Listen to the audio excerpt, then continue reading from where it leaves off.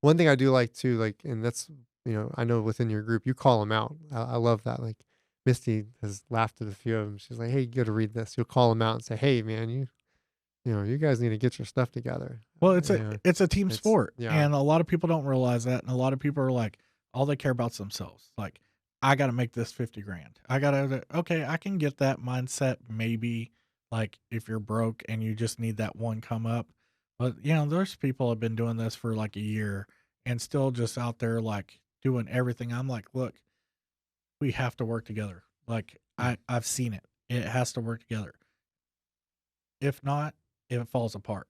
But when you're out here snaking people, you know, it's about the whole thing. Like you can only skin a cat once. right. And if you do that, that person's out of real estate forever. They're never going to come back. They got a bad taste of it. And like that's somebody they could have constantly made $10,000 a month off of, but instead they wanted to make 20,000 once. Yep. And I try to tell these people like, hey, stop being greedy.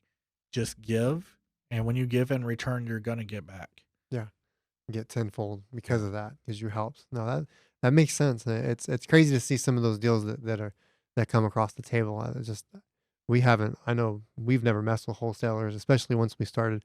We were kind of like you, same thing. Education didn't come till later, and then by the time we showed up, the real wholesalers were already kind of wild, anyways. So Yeah. like, it's not even worth the time, but like just like you, we were building our own martial arts business at the time, and then eventually switched over. So we switched over a lot later than you did. We didn't start switching over till we actually didn't switch full time till 2020. So that wasn't we were just all in. So I wish I would have switched over in 2013 like you did. I wish I would have known in 2013 that it was a good time to be buying everything. I would have bought it all. Like I'm Yeah. driving past houses worth 250,000. I'm like, I could have got that for 30,000, but I didn't because I didn't like where the door was or something. Yeah. Do you feel like that skews like I know sometimes that we drive by certain houses that we've seen. I'm like, I can't pay for that. I can't pay for that. Like, do you feel like that skews No. it all sometimes? Just knowing what you knew, what it used to be. No. No. Because like I said, I don't fall in love with stuff, so I also don't fall in love to what stuff used to be worth.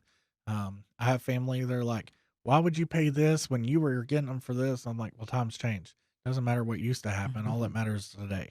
You know, I used to be homeless at one point. Now I'm a millionaire. Like things change, Yeah. and you have to know things for what they are, and you have to take everything at face value. And same thing when prices drop. I'm not gonna be like, "Oh, well, I should buy it for this because it used to be worth that." I'm like, I'm not gonna do that. Yeah. That makes sense. That's But definitely good advice. I definitely have a commercial building that I 100% will not drive past because I could have bought it for an amazing deal and I didn't. And now, The one that got away. yeah, now it's worth so much money. Like I won't even drive that direction anymore. It hurts. Take Don't the exit. long way Don't around. exit. You're telling your family, don't exit. Don't do it. Don't Yeah. turn that way. Stop it. Grabbing the wheel.